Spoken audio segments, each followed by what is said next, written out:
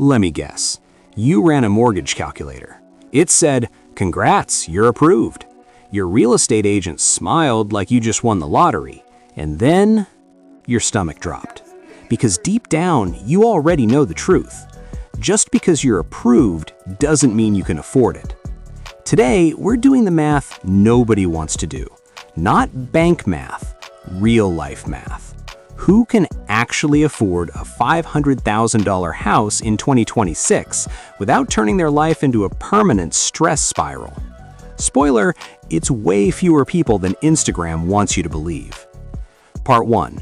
The "this feels off" moment. Here's the weird part about the housing market right now. A $500,000 house used to mean nice neighborhood, big backyard, we made it energy. Now it means beige carpet, builder-grade cabinets, a backyard that's basically a dog bathroom. And somehow this is considered normal. In a lot of US cities, $500K isn't luxury anymore. It's the entry fee. And people making normal money are expected to just figure it out.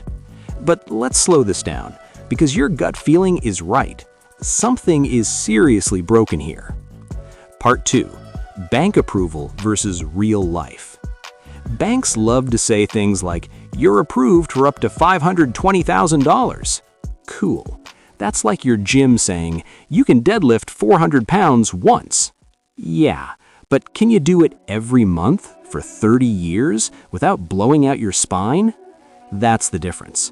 Banks only care about one thing. Will you probably keep paying long enough for us to make money? They do not care if you're stressed, you can't save, one emergency nukes your finances.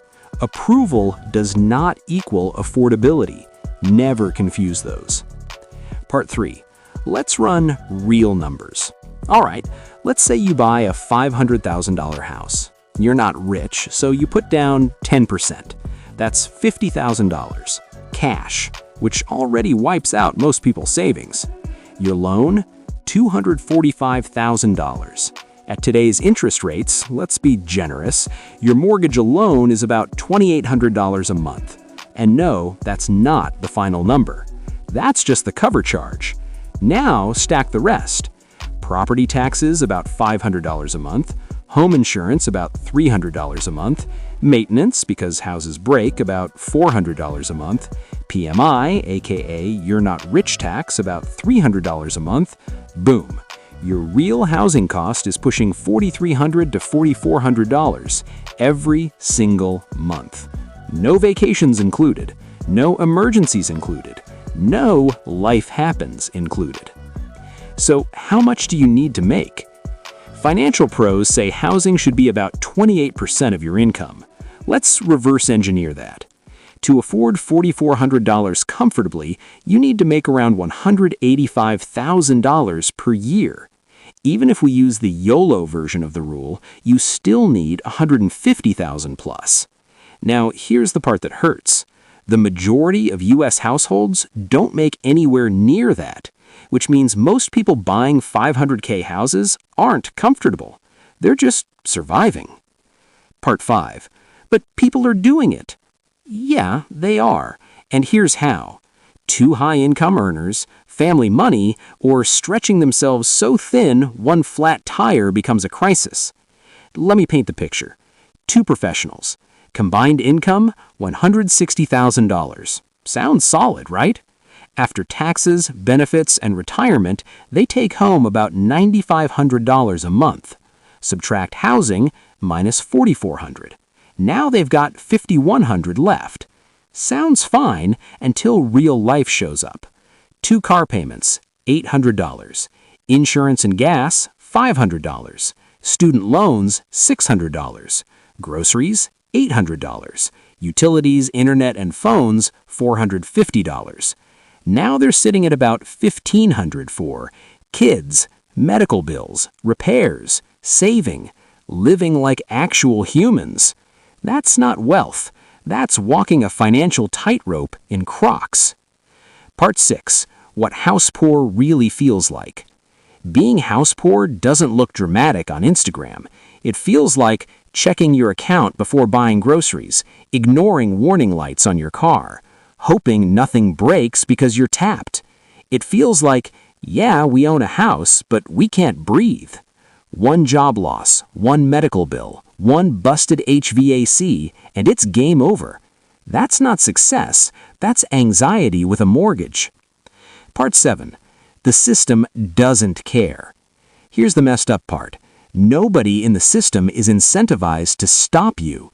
Banks want the loan, agents want the commission, builders want the sale. Once you sign, you're locked in. And walking away later means destroyed credit, lost equity, financial damage. So people stay, even when it's killing them slowly. Part 8. The big lie we've been sold. We've been told renting is throwing money away. Home ownership equals adulthood. Stretch now, it'll work out. But here's the truth nobody wants to say out loud. There is no prize for being house poor. No medal, no bonus points, no trophy for suffering. Equity doesn't matter if you can't save, you can't invest, you can't sleep. Wealth isn't the house, it's the margin. Part 9. What smart people actually do. Smart people ask a different question. Not, what's the max I qualify for, but what lets me live without constant stress? Sometimes the move is renting longer, buying smaller, moving markets, waiting it out. That's not failure, that's discipline. Ending, strong close. If you're staring at a $500,000 house right now and your income is under $140,000, pause. Run the real numbers. Ignore the hype. Ignore the pressure. Because the goal isn't to own a house. The goal is to sleep at night, build real wealth, and not panic every time life happens. A house that traps you isn't a dream. It's a cage with granite countertops. Do the math, protect your future, and don't let anyone shame you for being realistic. That's not weakness. That's power.